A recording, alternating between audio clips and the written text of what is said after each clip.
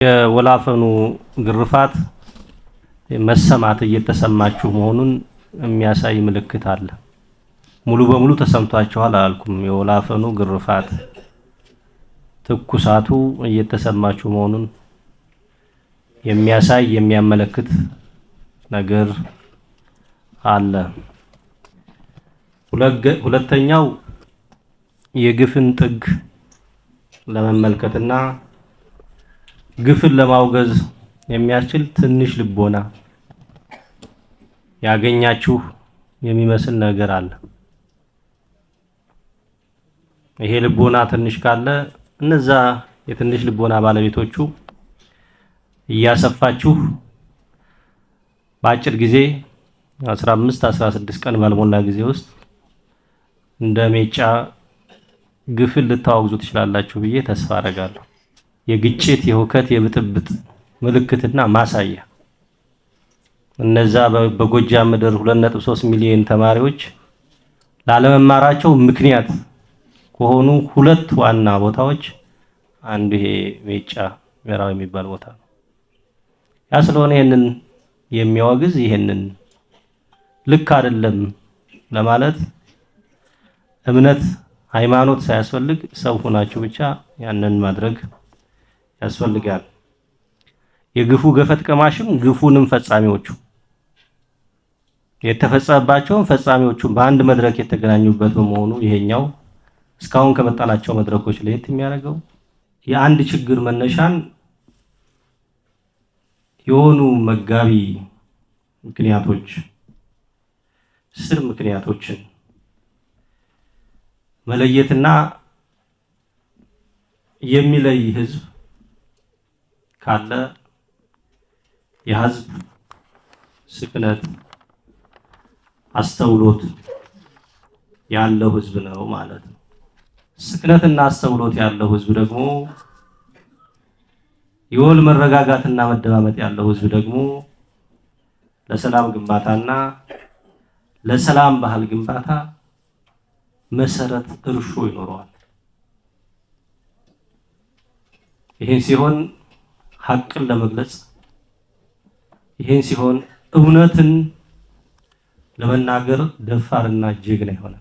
አትጠራጠሩ። ያሽሙልሙን ያልነገራችሁም እናንተ ያጣችሁት ይሄንን ነው። ምንም ነገር አጣችሁም። ያጣችሁት ይሄን ጉዳይ ብቻ። ሁከትና ግጭትን ብጥብጥን የጀግንነት መለኪያ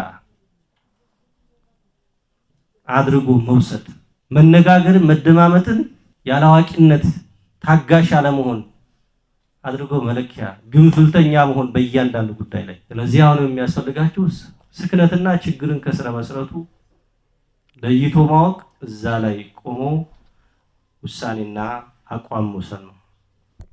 ስለሆነም የዚህ ችግር መነሻ ምክንያት ናቸው ብላችሁ ያነሳሳችኋቸው በዛም በዚህም ሐሳቦች አሉ። እንደ ክልል ደግሞ ያሉትን የመብራት ችግሮች የመንገድ ችግሮች ለመመለስ ከ21 ቢሊዮን ብር በላይ የሚወጡ ፕሮጀክቶች የመብራት ፕሮጀክቶች ዝክላሉ። 61 የመንገድ ፕሮጀክት አለ ወደ 3661 ኪሎ ሜትር የሚሆን ምናምኑ ነው የሚሰራው። የመንገዶች አገልግሎትና እና ስራ ስንለው መጀመሪያ የውስጥን የራስን ሰላም አስከብር እንጂ እኔ ላንተ እየመጣሁኝ የባለ ሀብት ማሽነሪ በሽፍታ አላዘርፍም ያለ። ስለዚህ የችግሩ መነሻ ምንድነው ከተባለ ከጥላት ፍላጎት ነው የሚነሳው። ጥላት ፍላጎቱ ሁለት ነው። ጥላት ማን ነው የሚለው ከዛ ፊት መመለስ ያስፈልጋል። ጥላት ወንድም ነው ወይ? አንድ ወንድሞቻችን ስትሏቸው ነበር። ጥላት ፋኖ ነው ወይ? ሁለት አይደለም። ለየሽም ባለ የገደለ ሰው ለየሺ ወንድሟ ሊሆን አይችልም። በቋንቋ ወንድሜ ነው አይደለም የሚለውን ለመበየን እንደ የሺ 5 ዓመት እና 5 ወር ልጅ ፊት በጥይት ይገደላል አይገደልም ሰው ብሎ የመጠየቅና የመበየን አይ ይገደላል አይገደልም እያለች እናት ያንን ለማስረዳት እየቃተተች ያለችው እናት አንተ ላይ እስከሚደርስና እስከማይደርስ ድረስ ወንድሜ ነው ወንድሜ አይደለም ብለህ ዛና እዚህ አትርቀት ወንድም ሊሆን አይችልም። ጠላት ነው። አመራሮቹ ደግሞ በደንብ ዲፋይን አድርጋችሁ መሄድ አለባችሁ። ዓላማ ካለ ዓላማህን ለማሳካት መጀመሪያ ጠላት የሚለውን ዲፋይን ማድረግ አለብህ። ወታደርና የፖለቲካ አመራር ጠላቱን ዲፋይን አድርጎ ነው የሚነሳው። ይሄ ነው። ፋኖ ነው ወይ አይደለም። የኛን ሐሳብ ያልተቀበለ ሌላ ነገር ብታጣ እንኳን በሳት ቀቅለው ይላል። ይሄ ጽንፈኝነት ነው። ጠላት በአስተሳሰቡ ጽንፈኛ ነው። ለዛ ነው ጽንፈኛ ዝራፍ የምንለው። የጠመንጃ አፈሙስ እየባረከ ሞት ጻድቅ ነው ብሎ ጦርነትን የሚባርክም ጽንፈኛ ነው። ሐሳብ አይቀበልም። መቻቻልን አያስተናግድም። ልዩነትን አያስተናግድም። ሁለተኛው ጠላት በአሰላለፉ ባንዳ ነው። ምስለ ግብጽ ነው፣ ምስለ ሻቢያ ነው፣ ምስለ ወያኔ ነው። የነሱ ተላላኪ ነው። የነሱን ጂኦ ስትራቴጂክ ፍላጎት ለማሟላት ነው እየሰራ ያለው። ዘመነ ካሴ ባውቄያው ነው የሚሉት የሚያሽሞነሙኑት። ያው ጎጃም በረሃ ውስጥ የለም፣ ሊኖርም አይችልም። ከናንተ በላይ ዘመነ ካሴን ያውቀዋል። ከናንተ በላይ ዘመነ ሌብነት ነው፣ ዘራፊ ነው፣ ወንበድና ነው። ተዋጊ ኃይሉ ቅድም ማን ነው የመጀመሪያው ሰው ወይ ሁለተኛው ሰውዬ ያነሳቸው ናቸው። ከማረቢያ ቤት ያመለጠ እዚህ እኛ በሙስና የምንፈልገው ሌባ፣ ብድር መመለስ ያቃተው ባለሀብት ወዘተና የተደነጋገረ አርሶ አደር ተጠቃቅሞ ነው። ይሄ ኃይል የት ይደርሳል? የትም አይደርስም።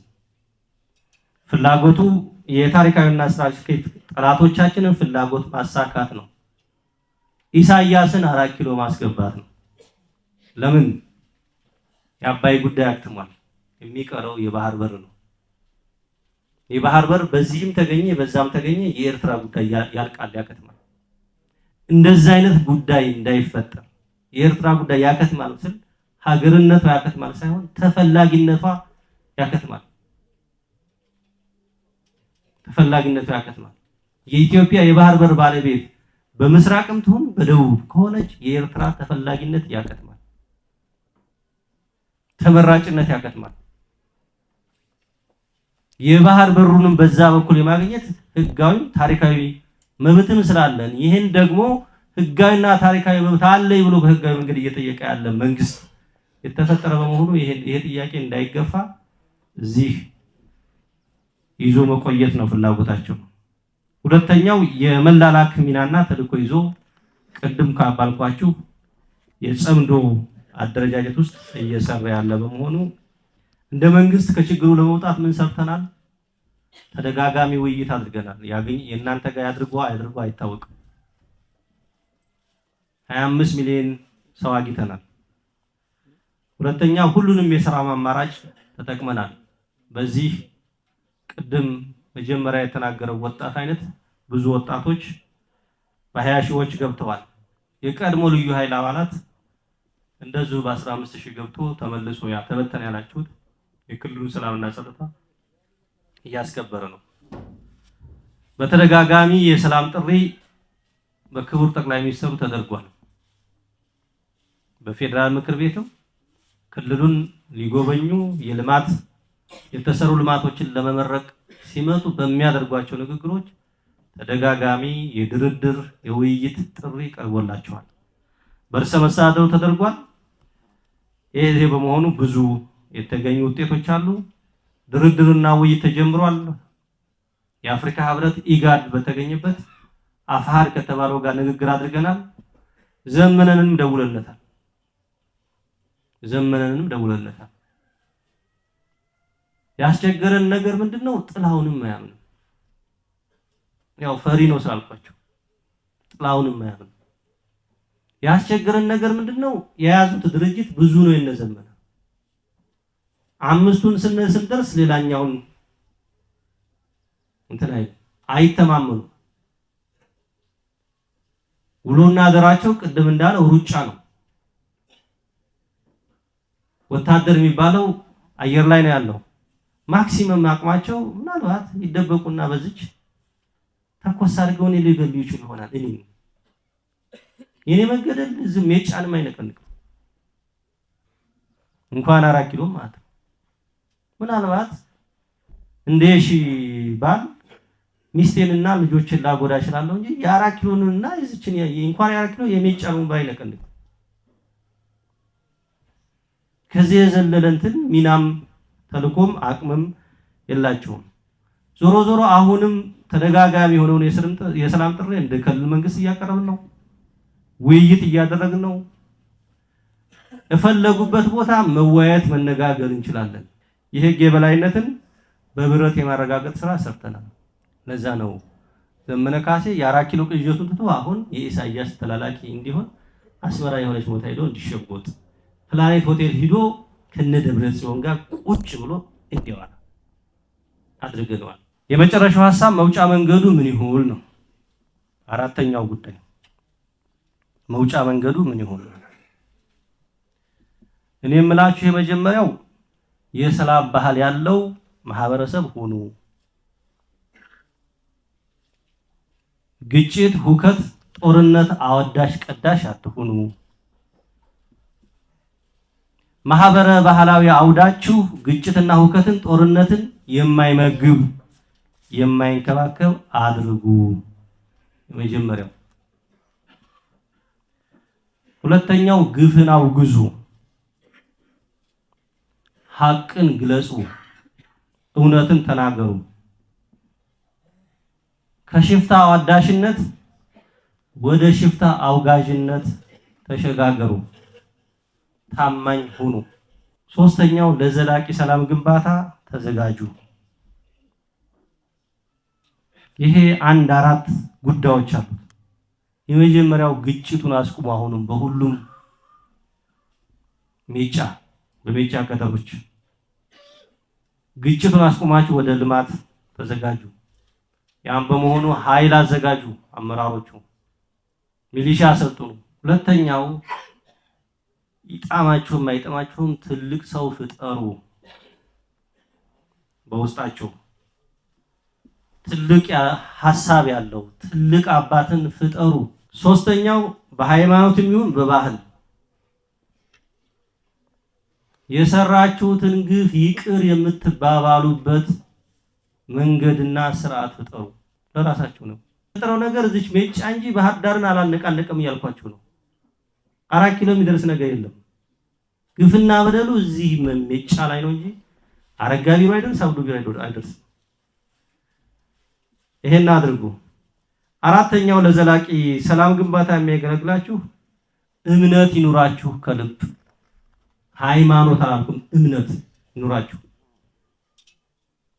አሁን እናንተ ሙስሊም ባትሆኑ፣ ኦርቶዶክስ ባትሆኑ፣ ጴንጤ ባትሆኑ፣ ካቶሊክ ባትሆኑ ከዚህ በላይ ግፍ ምን ትፈጽማላችሁ? ሃይማኖት ባይኖራችሁ ከዚህ በላይ ምን ትፈጽማላችሁ? ምንም። ቻይና ሃይማኖት የለውም፣ ህግና ስርዓት የተከበረበት ሀገር ነው፣ ሰው የሚከበርበት። አራተኛውና የመጨረሻው የተደራጀና ለመደራጀት የተዘጋጀ ህዝብ ሆኑ። የሽማግሌ ህብረት መስርቱ። ሽማግሌው የእስላም ዋስትና አረጋጋጭ ኮሚቴ እንዲሆን አድርጉ። ከተማውን በብሎክ አርሶ አደሩን በልማት ቡድንና በሌላ አደራጅታችሁ ሽፍታውን በልመና ሽፍታውን በውጊያ እንዲያመጣ ያድርግ። ይሄን ስታደርጉ የተከበራችሁ ትሆናላችሁ። ይሄን ስታደርጉ ለልማት ለአብሮነት የምትመረጡ ህዝቦች ትሆናላችሁ። አመሰግናለሁ።